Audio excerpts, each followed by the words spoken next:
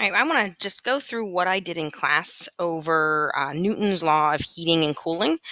So the majority of this chapter is focused on different types of growth.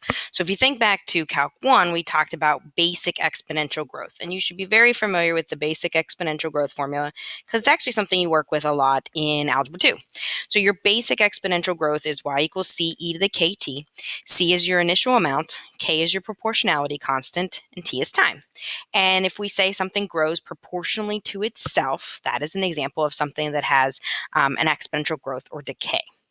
But we don't always have things that grow exponentially. There is some sort of restriction, there's some sort of limitation. So we have different types of growth that are called restricted growth, where you do have this exponential look, but it eventually has a cap. It eventually has a peak. And that's what Newton's law of heating and cooling is an example of. So I have the words, and I'm going to use the words to write the calculus of Newton's law of heating and cooling. So that the idea is, if I take a really hot cup of coffee and I take it outside into a freezing cold day, that coffee is going to cool off very quickly because there's such a big difference between its temperature and the temperature of the surroundings. If I take that same cup of hot coffee out into a summer's day that is much warmer, the rate that it will cool down will be much slower because there's not as big of a gap between how hot the coffee was and how hot the surrounding temperature is. So that's the idea of Newton's law of heating and cooling.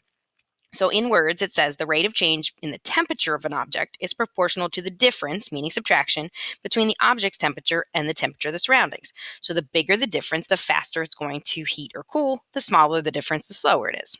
So the way we write that in terms of a mathematical symbol is we write D. So we're going to use capital T to stand for temperature.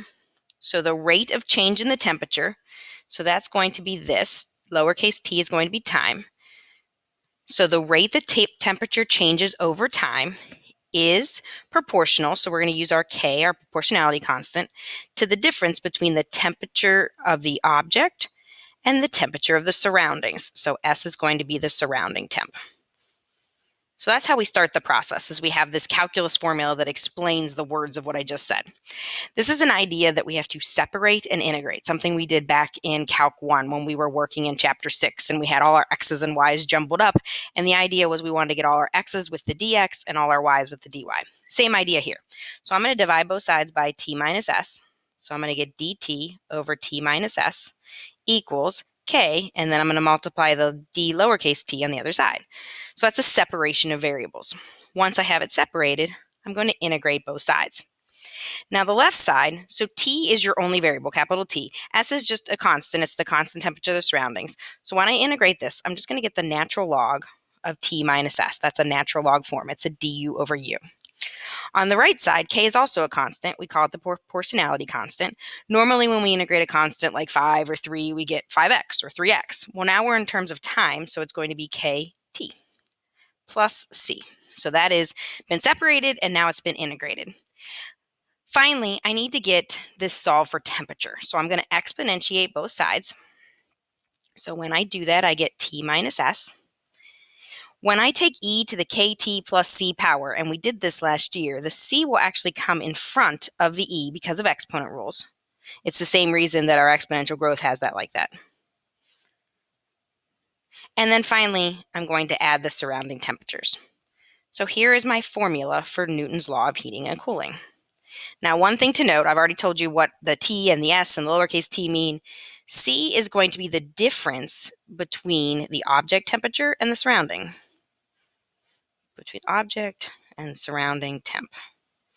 So it's the initial difference. We consider with exponential growth, C is the initial amount. In this case, it's the initial difference between the two objects' temperatures, the object temperature and the surrounding temperature.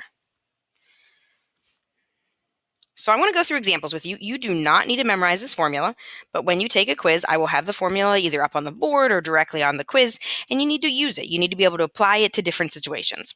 So the most common examples that I like to go through are things that we can kind of relate to. So we are going to do a coffee example first. So here's the information. We have a cup of coffee. It starts out at 150 degrees.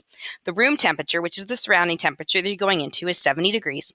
After 15 minutes, it'll cool to 120 degrees. And the goal is to figure out the temperature after 40 minutes. So just like exponential growth and decay, you have given pieces of information that we're going to plug in, and you have enough information to find your K, your proportionality constant. So with my formula, My C is my difference between my temperatures, between the object and the surrounding. So that's going to be 80. And then my surrounding temperature is 70. So that's kind of how I start my initial piece of information. Then I'm going to take my pair of information. 15 minutes, that's time, is going to get you to a temperature of 120. So 120 equals 80 e to the 15k plus 70. Here's where it turns into a big algebra problem. And you can show a bunch of work or you can show very little work at all and do a lot on your calculator. I'm going to kind of go through quickly. Subtract 70. Divide both sides by 80, which you can write as a decimal, or I'm just going to leave it as 5/8. Take the natural log of both sides. So you could, again, show a ton of this work, or you could just say, well, I'm doing a bunch of it in my calculator. They do not expect that you have a ton of work for this. Divide by 15. So on your calculator, you're going to have the natural log of 5/8 divided by 15. And this is going to be your K value. It is negative. It's decreasing. It's going to be a decimal. I'm just going to keep it on my calculator. So now I want to answer the question of what is the temperature after 40 minutes? So after 40 minutes, I'm going to put 40 in for time. I'm also going to put this K value in, but I'm not going to write it all over again. I'm just going to write it like that. So on my calculator, I'm going to take the K value times 40. And then I'm going to take E to that value. Then I'm going to multiply that by 80. And then I'm going to add 70. So after 40 minutes, sometimes it'll ask to the nearest degree. In this case, it didn't give any conditions, so we're going to go 3 places just to be safe. 92.844